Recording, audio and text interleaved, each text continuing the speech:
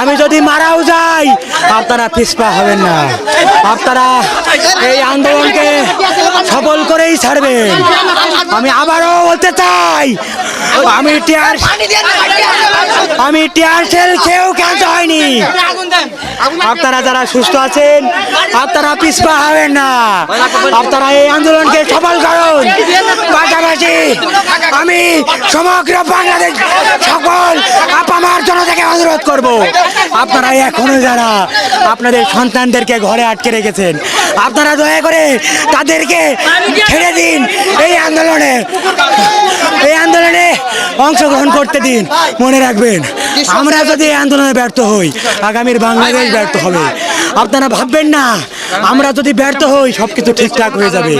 আমরা যদি আজ থেমে যাই, এই আন্দোলন যদি থেমে যায়, বাংলাদেশের স্বাধীনতা সার্বভৌমত্ব সবকিছু আমরা হারিয়ে ফেলবো।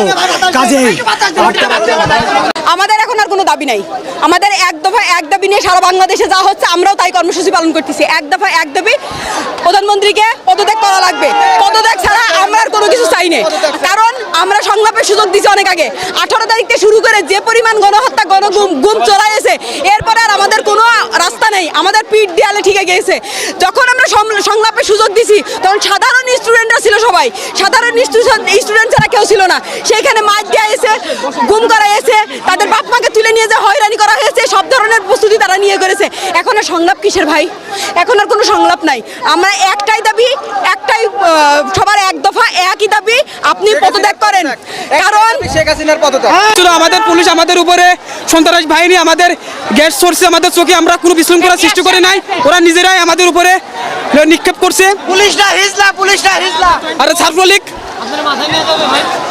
আচ্ছা ভাই আমাদের উপরে ছাত্রলীগ, পুলিশ লীগ, যত লীগ আছে ভাই সম্পূর্ণ আমাদের উপর অত্যাচার করছে ভাই। বিনি কাজে আমাদের চোখে মুখে গ্যাস ছাড়ছে। আমাদের অবস্থা দেখেন কি হয়েছে। আমাদের 3-4টে ভাই আহত হয়েছে এবং তো হসপিটালও নিয়ে গেছে।